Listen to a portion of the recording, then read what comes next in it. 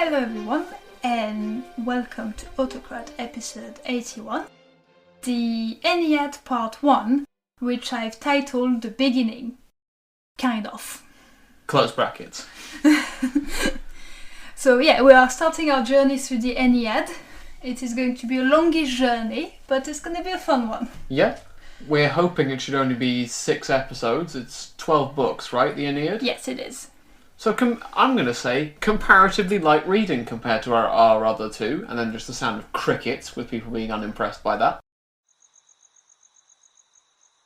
Either I've filled that in, or that's just really awkward. Right. Before we go diving into this 12-part book, Yep. I'm going to be introducing just a few of the characters that are going to be really relevant to the story. Okay, good. The list isn't exhaustive at all because much more characters are going to appear, but, we'll explain who they are as we go along. Yeah. Hopefully. And as a veteran of the Iliad, I can say most of them won't matter. Oh, well, the one I have will do. Okay, fine. Also, just so you know, we will now be using the Roman names for all the gods, and to help you out in case you need to figure out who is who, we might be posting on our social or website like kind of a schematic reference, or like a tree with like, okay, this is like Zeus, well now his name is Jupiter. But yeah, we'll tell you as we go along as well who is who a bit. Yeah, just imagine that sometime in about 1180 BCE, all the gods just randomly decide, I've had enough of all this, there's too much baggage from the Trojan War, and they all go over to the Depol office and change their names. Right. It's probably more complicated than that in terms of the actual mythology, and there will be scholars screaming at us right now, but broadly speaking, that's the only difference. Yeah.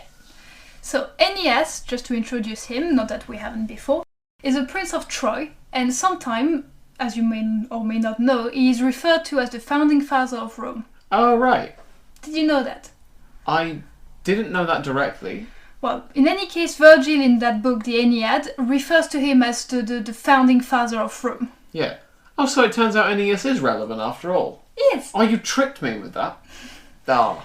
He has a wife named Creusa and a son named Ascanius. Nice. His mom is the goddess Venus, who, for all our Greek listeners, is Aphrodite. Yep. And his dad is a mortal man named Anchises. Yep. We've mentioned Anchises before. We have. Two other very important gods, mostly for this story right now, this episode, are Juno and Jupiter, who are the queen and king of the gods respectively. And just as a little sidetrack, Juno absolutely despises the Trojans. Right. Why? Well, that's going to be made clear in book 1, which you will be telling us. Yes. So, the book opens with a background on Juno, Hera, and why she hates the Trojans so much. We learn about, there's some city that she mentions. I don't know if you've heard of it. It's called Carthage or something like that. Carthage? I think you mean Carthage? Yeah, something like that. I don't think it's relevant. I thought I'd mention it to the listeners because we need to get the pronunciation of little-known cities right. Yeah. No, so people from Tyre live there. The city has wealth and ferocity and war. It's got the whole package. Juno loves it. It's great. She even describes it as the best city in the world, and the fact that she wants to make it the capital city of the world. Because, countries don't exist. Or anything. Yeah, no. She says, wouldn't it be awesome, basically, if the city was, the ruling capital governing the world? I guess it's more like Carthage being the ruling empire than thinking every country will stop existing and they'll all become subject to Carthage. But basically, Juno heart Carthage. Yes, really much. She probably carved a little heart into a tree, with J plus C, and then Arthage written really awkwardly on it. Oh. However, Juno has heard of a breed of men who are one day going to overthrow this city. Now that'll never happen. These are people of Trojan blood, and she's not happy about this. Yeah, she's fearful about this. Yeah.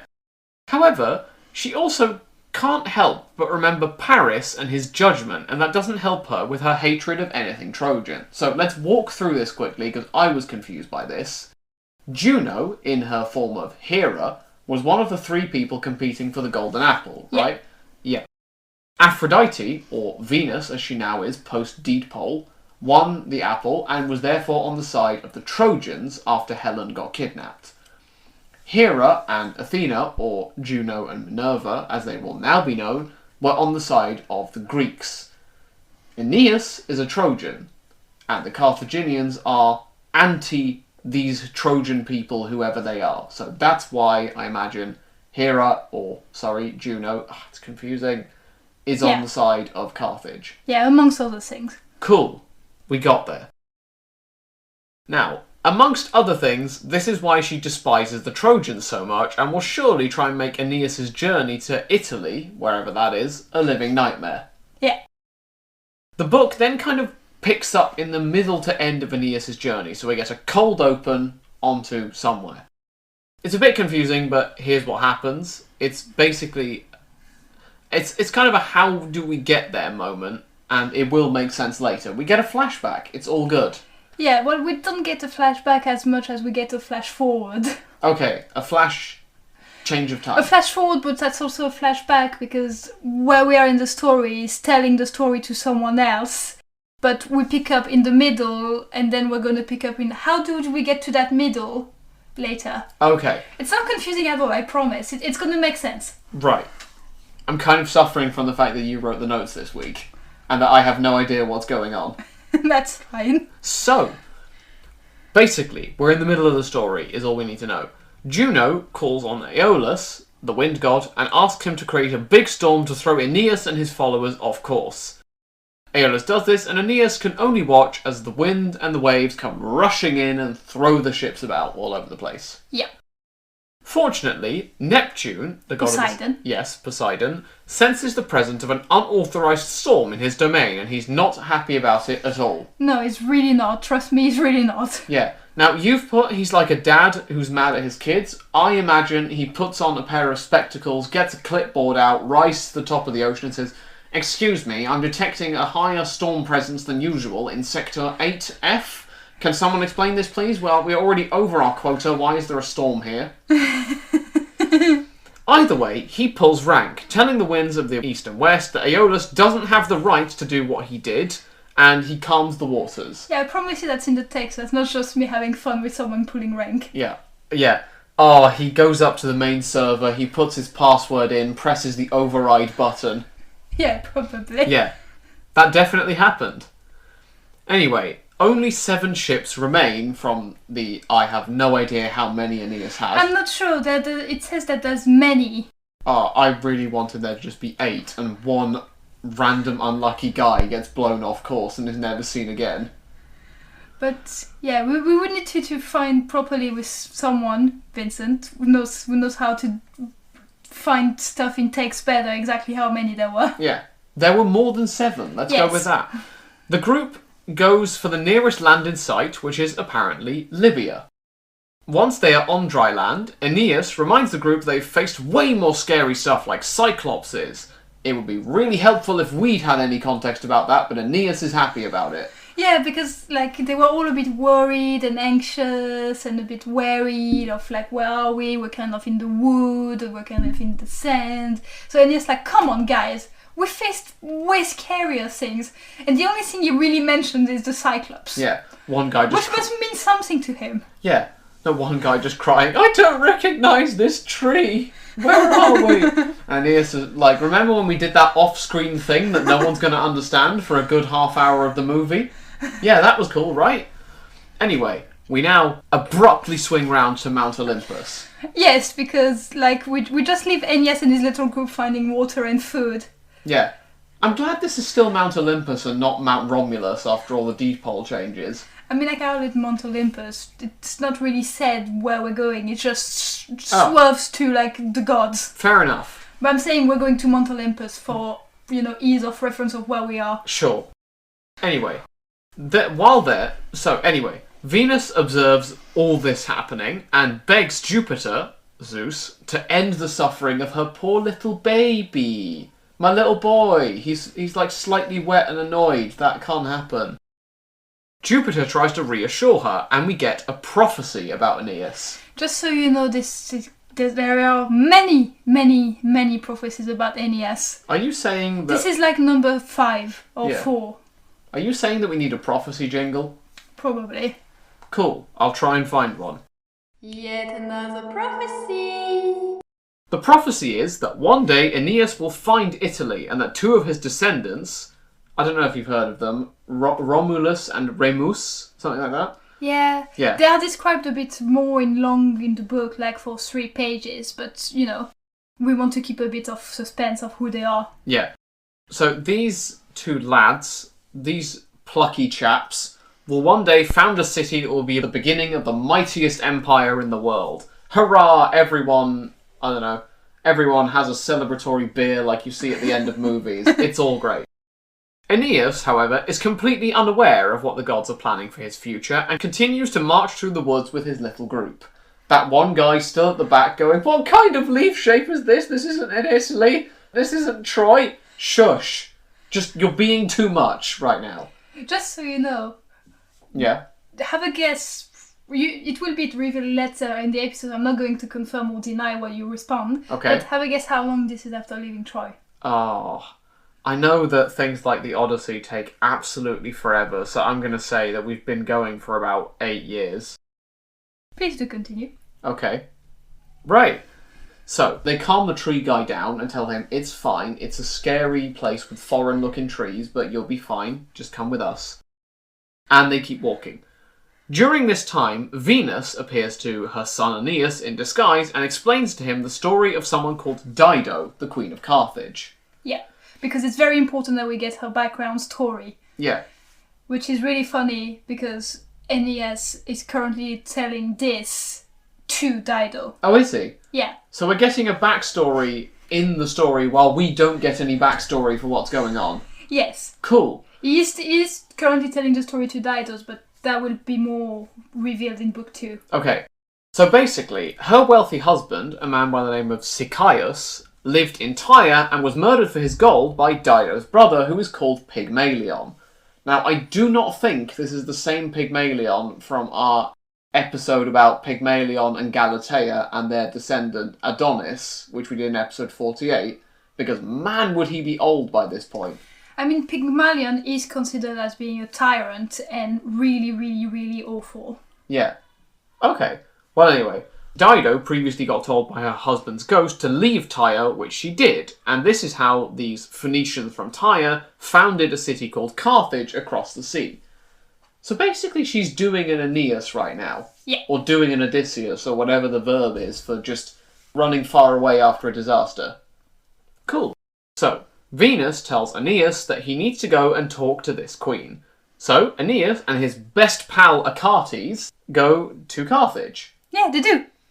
Yeah, we don't know that he's his best pal at this point, but trust me, he is. They probably skipped the whole way there, holding hands with a sign that said best friends waving above them. Well, they mentioned that he is his closest companion. Okay, at this point already? Yeah. Okay, well, now you know. You can tell I'm doing this with no prior background information, listeners. Anyway, on their way there, they see a mural depicting the events of the Trojan War. Wait, how did they get that up there?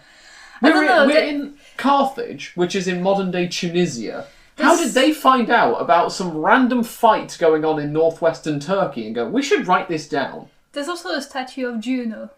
How did...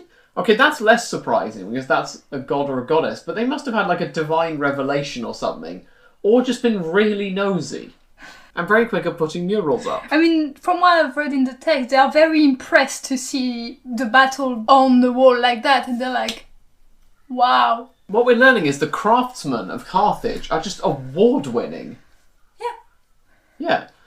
Well, anyway, they stop staring at this mural, and they arrive at the palace in Carthage, and they actually find a lot of the people that they had thought were lost at sea. Yeah, you know, during the storm. They lost many ships, many people. Yeah, I'm going to rephrase. They found that one guy who got blown off course. He's just currently being fanned by palace attendants. Oh, hey guys, what took you so long? Yeah, all those people are actually asking Dido for help and like for asylum, basically. Yeah. But one thing I forgot to mention on the text here that I wrote is that Venus had kind of hidden in a cloud Aeneas and his body, so they're not seen as they walk through and arrive. Yeah. Right? So the people of Carthage just think, why is there a cloud just stopped by our mural for like 30 minutes? And at one point, even Dido is talking like to those survivors, and she says she really, really wants to meet that hero leader. Yeah. And that's at that moment, by the way, just so you know, that Yeah. Aeneas just released the cloud, and his scene is like he's Okay. visible again. Yeah. I forgot to write that. Yeah.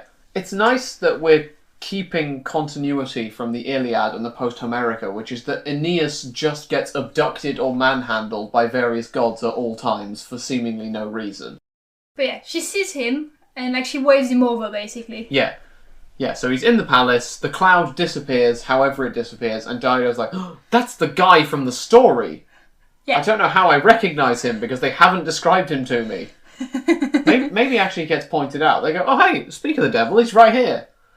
Either way, Aeneas approaches Dido and she's delighted. She even invites him to dine with her in the palace. Again, continuity from the Trojan War. We're getting random feasts. Yeah. However, Venus is worried. She's worried that Juno will make those dang Phoenicians turn against her precious baby boy. You know you can't trust them Phoenicians. Apparently. So, she sends Aeneas' brother, Cupid, who was Eros previously, down, and he takes the form of Aeneas' son. Yeah. Now that must be weird for Aeneas. Yeah, I'm not sure if he left his son with the group back in the wood or if his son is with him in the palace.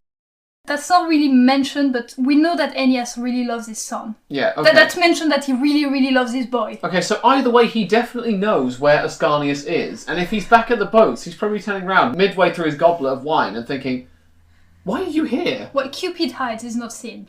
Oh, okay. But just in case he gets seen, that's why he's Aeneas' son. Okay. The fact that I am poking holes in this without prior knowledge shows that this isn't the most logical of plans. Just in case, I'm going to hide as someone who might be, like, miles away on a boat. Anyway, Cupid inflames the queen's heart with passion for Aeneas, and with love in her eyes, Dido asks Aeneas to tell her everything about the war, and the 7 years it's been since he left Troy. Yeah, it has been 7 years. Oh hey, I just realised, 8 years was not far off as a guess. No. How slow are these people? Yeah, but see, now it kind of makes sense. We got the end of the story for when they arrived to Carthage, and now we're going to go all the way back to the beginning of the story from Troy. Right.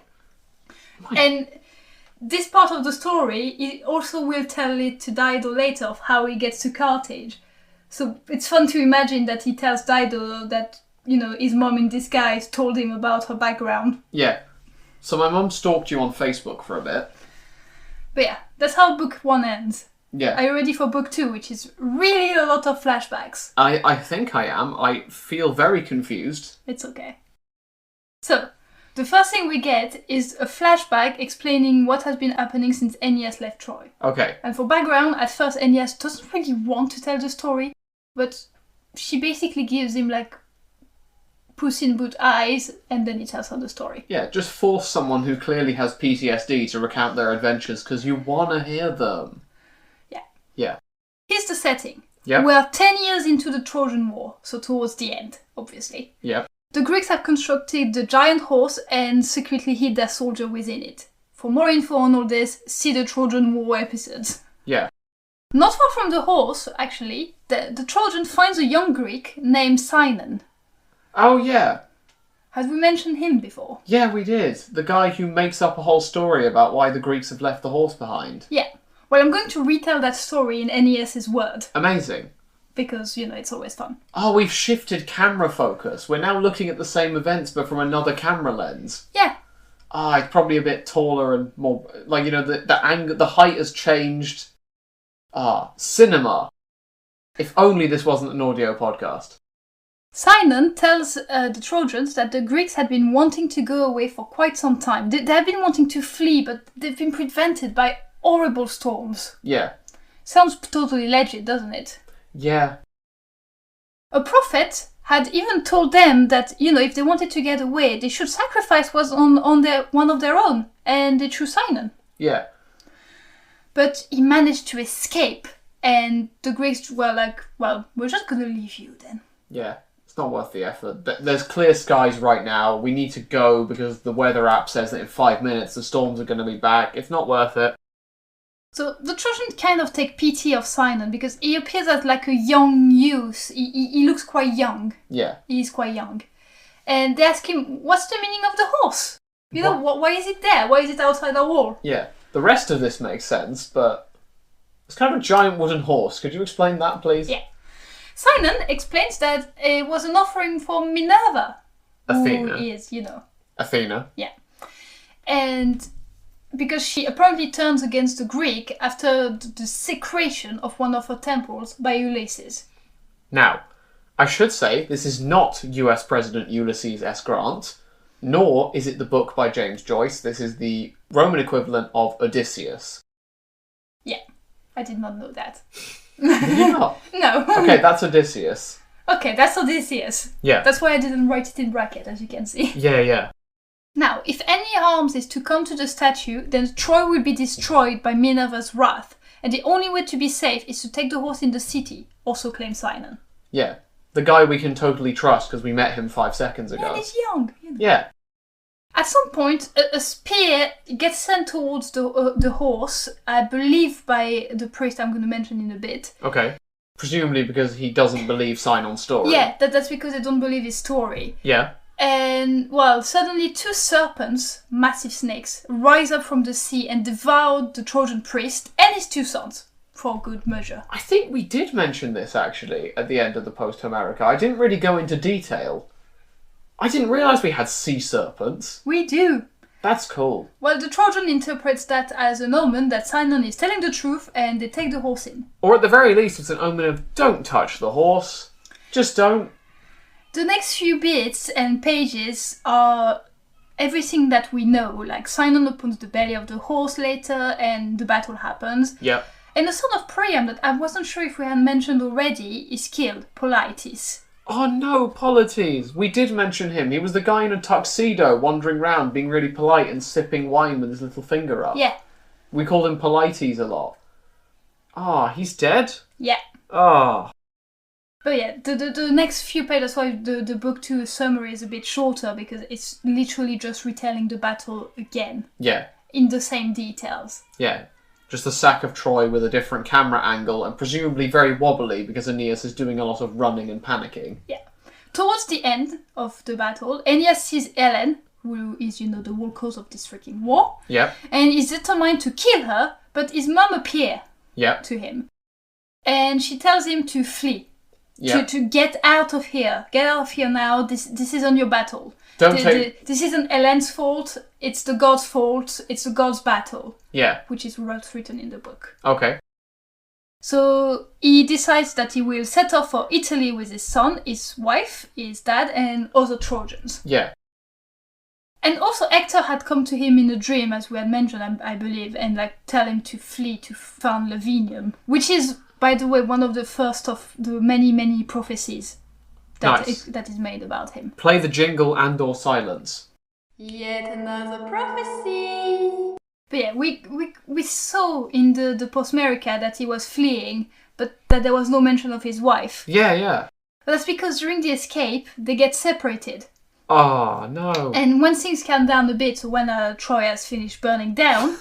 Once the city finished being demolished... He comes back, but sees only her ghost, who gives her a second prophecy, in as many times, that Aeneas is destined to found a city in Italy, and that a new home and wife awaits for him in Hesperia. Yet another prophecy! Now, I've heard of wing men. You don't normally get wing ex-wife ghosts. And that is how book 2 ends. Okay. I know the next book starts on when they start their proper fleeing. Yeah, when they do the running away. And it's basically, many of those books are going to be Aeneas telling the story to Dido. Okay, so that's where we'll leave the first part of the Aeneid, midway through a flashback as Aeneas tells us stuff we already know, and as a queen of Carthage stares at him with big... Loving eyes. Yeah, loving eyes. Thank you all very much for listening. We hope you will join us next time for part 2 of the Aeneid, where I assume I will be just as confused by what's going on. Yeah. And in the meantime, have a great week, everyone. Bye. Bye. How did you like me telling you this? I liked it. I felt more disoriented because I had to read it out Yeah, while exactly.